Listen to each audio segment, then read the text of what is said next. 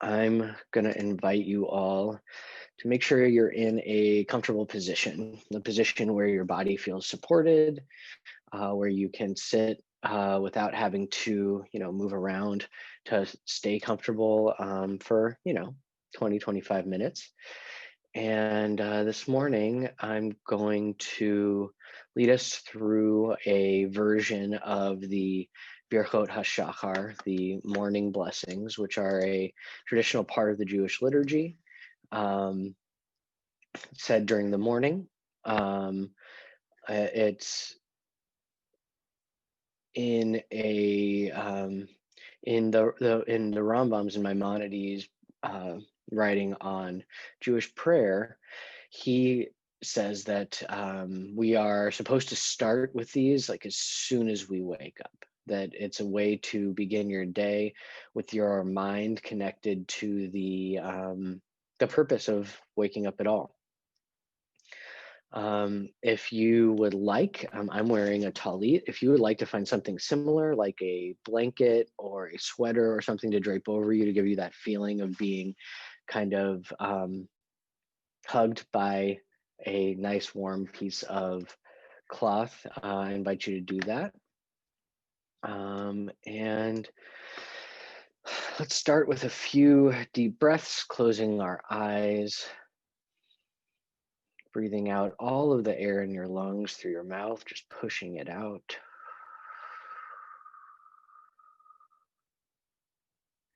Then in slowly through your nose.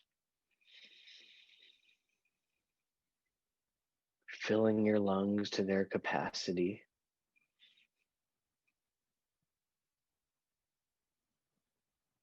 Until you kind of almost feel your shoulders raise up because your lungs are so full. And at the top, hold it for just a second. And in a slow and controlled way, breathe all of that air back out.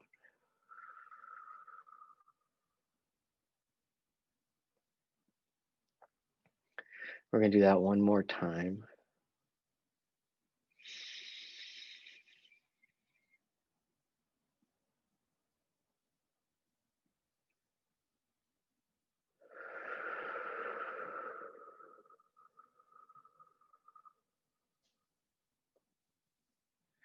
We're going to do it again, but this time I want to invite you to think about the air coming in. And the fact that you are pulling from this pool of air, of breath, it connects us all of us existing within the same atmosphere, the same connective source of life that is breath. And remembering that not everyone has the chance to start anew every day. And that this breath you take in now is your connection to each other and to the divine, to the very beginning. Each morning, we are given chance anew to become conscious of our breath. Take one more deep breath in, remembering that for however long you were asleep last night, you continued breathing, but without thinking about it. And now, as you're awake, you can awaken to your breath as well.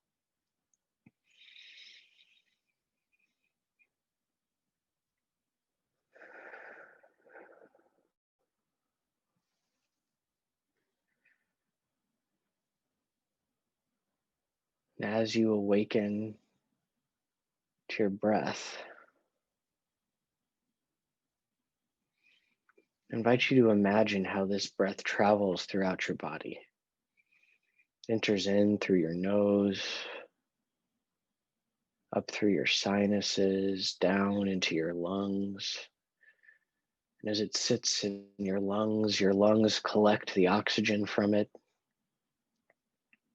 shuffling these necessary chemicals of life into your bloodstream, which circulates all of these chemicals contained in the air, all of these particles contained in the air, the oxygen, the nitrogen, so necessary for your life. Your blood carries it to your organs all around your body, allowing your body to awaken, allowing your nervous system to function properly so that you can listen and pay attention, so that you can, as you're doing now, imagine a map of the very body you're within and the oxygen circulating throughout it,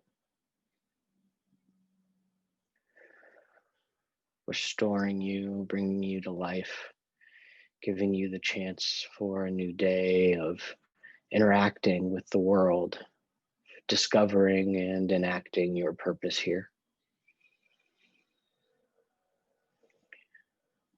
Giving your body a chance to continue its path to healing, as each of us have our own issues we are working to heal from, whatever they may be.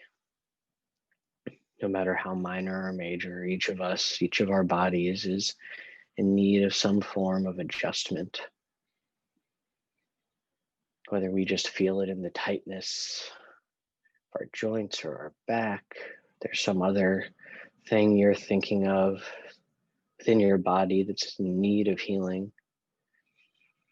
Each breath brings that healing life to your body through the oxygen, through the energy, through the air, through the connection to each other and to the divine. Take another deep breath together in through your nose, hold it at the top and out through your mouth.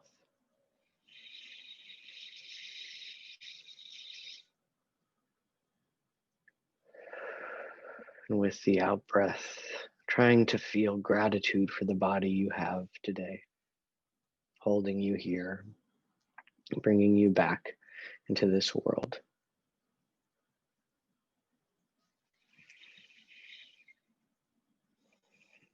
And now returning to the breath, the air, the feeling of pure air as you breathe in.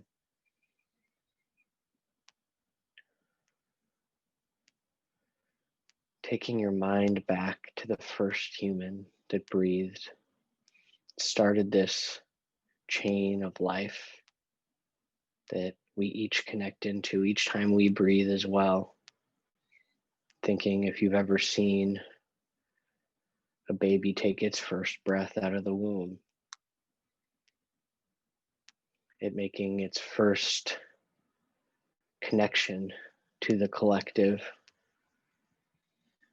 breathing in the outside air, connecting up to every ancestor that came before in this environment built for us, which created us and which we create, which we participate in.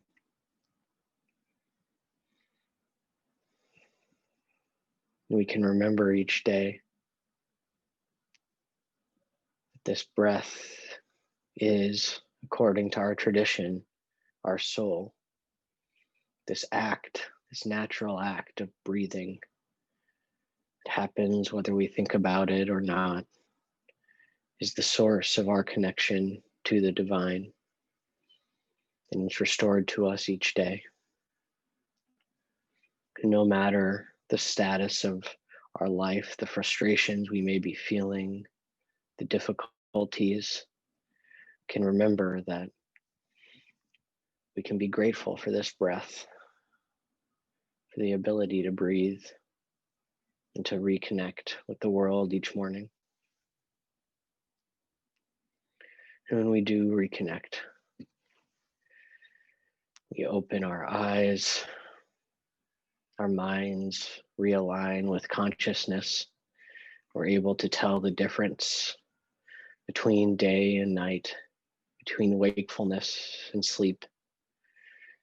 We're able to discern the world around us, to separate out its different pieces so that we can interact with it wisely, mindfully.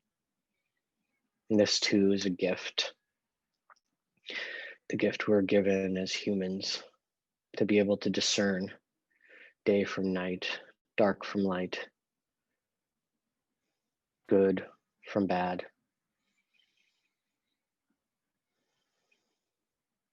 And that in our minds or in our actual eyes, we can envision the world around us. We can open our eyes, be them the physical eyes or the internal eyes, to build this map that we can discern of the world, projecting our own values, our own thoughts onto it, allowing us to engage in the way that we see fit by structuring the world in our own minds so that we can interact with it externally. And that we could indeed be stuck in our own map, be unable to connect with others because each of us has our own minds, our own brains, our own bodies. Yet we are not stuck. We are not captive to our own subjectivity. We share a world with others who we can reach out to, we can speak to, we can share with, we can build with, we can love. And this connection brings us freedom, freedom given to us from the outset, when in our Torah, God says it is not good for the human to be alone. Our tradition starts us off knowing that we must connect, we need each other. And even in difficult times, we may not be able to connect physically. We still have this miraculous form of freedom through technology to build connections, to keep us from being captive. And in this, we can lift each other up. We can reach out through the phone, through Zoom, or even through writing letters, whatever form works for you and for whoever you're reaching out to lift each other up in difficult times, to bring each other joy and peace, even when things are most difficult or dark. There's always a way to lift each other up. And for this, we must always offer thanks. And we are reminded when we are searching for that grounding to be able to lift each other up. Beneath us, always, quite literally, is a solid earth, supporting us, holding us, providing us what we need to live and survive. All we need to do is place our feet on it, to connect with it, to remind us that we are held. We're not floating in space alone, but we are connected to the earth, the solid earth below us, allowing us to live our lives, to build our homes, to be creative with all of its fruit.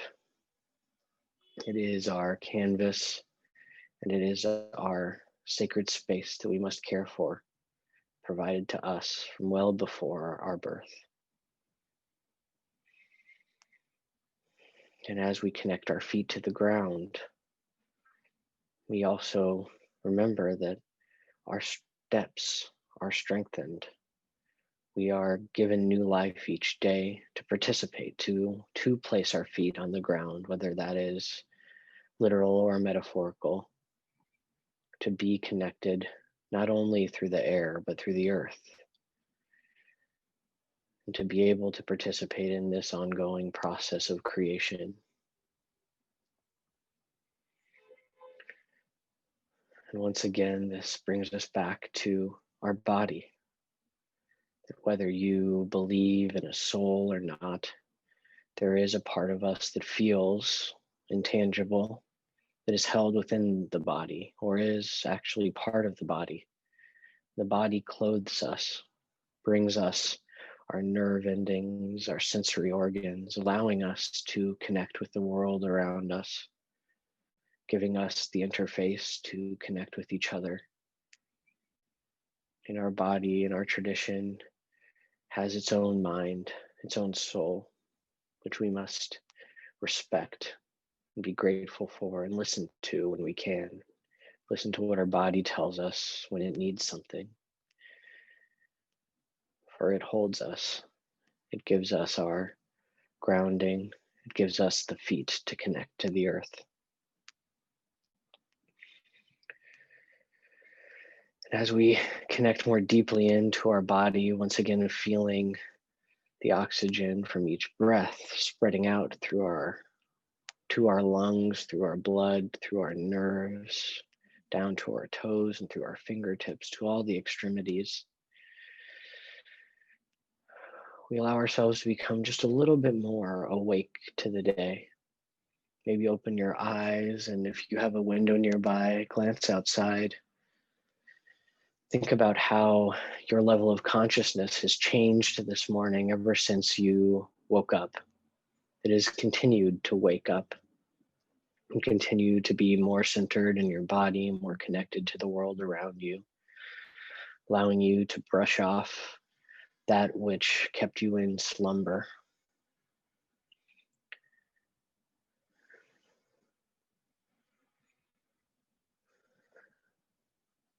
And as you center this new strength for the day, you also can remember that we are each in this formation, in this mind, body, soul, breath nexus made in the image of God.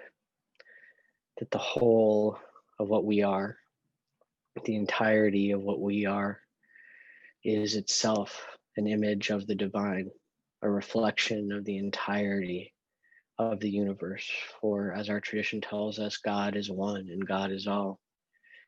And our body contains all aspects of the universe through its consciousness, through its atomic structure, and we are too connected to it. And this is what makes us in the image of the divine. And because we are in the image of the divine, we are also free.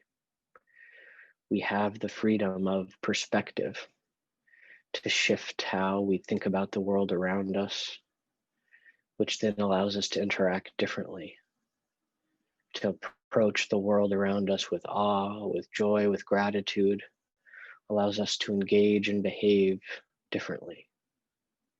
And as we are Jews, the Hebrew root for Yehudim, for Jews, is that of gratitude. It is the centerpiece for who and what we are as a people. And in that gratitude for that which we are given, we are made free. And we are made strong. For it is not only gratitude, we are not only Yehudim, we are also Yisrael. We are also the children of Israel, those who struggle with the divine and with the world to wrestle it into a better place, to apply the wisdom we gain from our gratitude to know how to make the world better, to look at those things we are grateful for and to work to bring them greater strength and greater presence in the world. Is what it means to be Israel, to struggle. And in that struggle, we are crowned with splendor. Our life is given meaning and purpose when we center this struggle as our goals throughout the day, to bring about a world for which all people can be more and more grateful.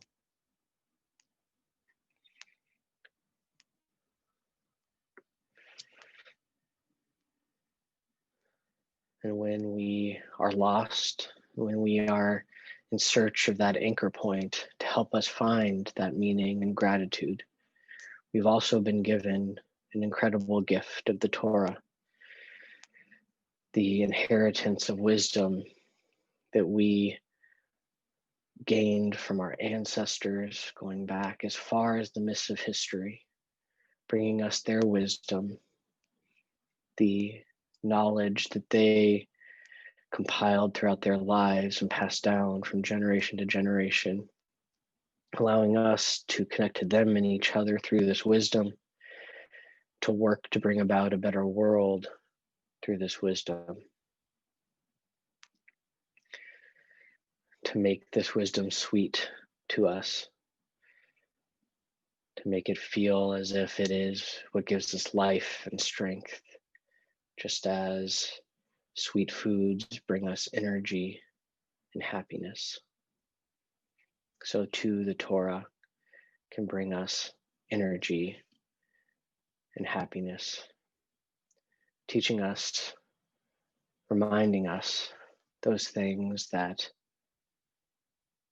make the world a better place, a world worth fighting for, honoring the ancestors that came before us by engaging in kind deeds with those we encounter today, by remembering to always continue learning more, gaining more knowledge and wisdom so that we can do better in the world,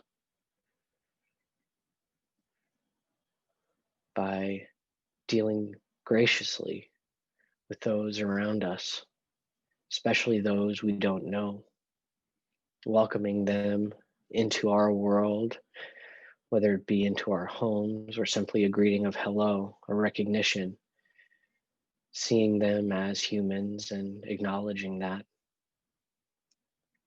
through caring for the sick, through bringing them attention, someone in need of healing, reaching out to them, telling them you are thinking of them, hearing, listening to what they are feeling without judgment, without needing to fix it, bringing a kind and caring ear to the sick, remembering the joys of companionship for yourself, for others, and when you see others, young people beginning their journeys of life and companionship, celebrating with them.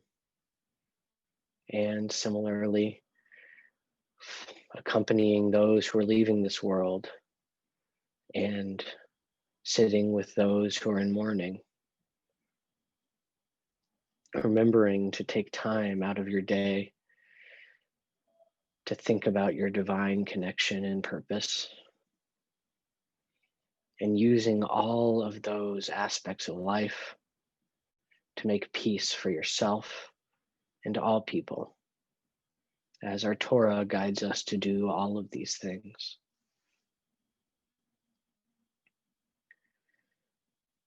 And at the core of all of our learning, of all of our lives, is the remembrance that we are here through no act of our own.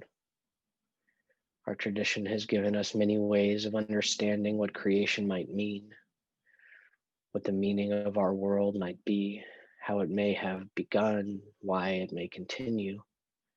But ultimately, we all know it's a mystery. And that which we call God is something beyond our ken, far and away from us, while also being so close, granting us these lives, granting us this world, and giving us the hope that one day this world will be completed in its journey towards liberation, joy, and peace for all. And we proclaim blessings and praises, exaltations, glorifications, adorations for that force behind all life, giving us the opportunity to experience this world, each other, and through it, the divine connection, the divine source of all things. I invite you to once more take a deep breath in through your nose, filling your lungs, feeling this breath enter your body and feeling it spread throughout your body.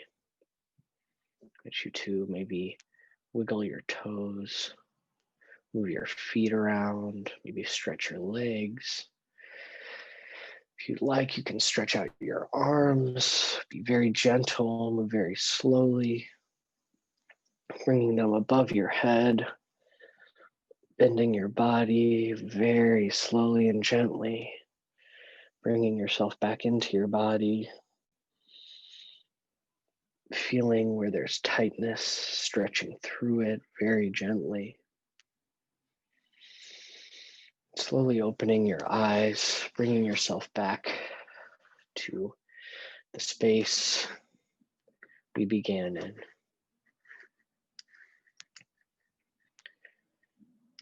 Good morning, Boker Tov.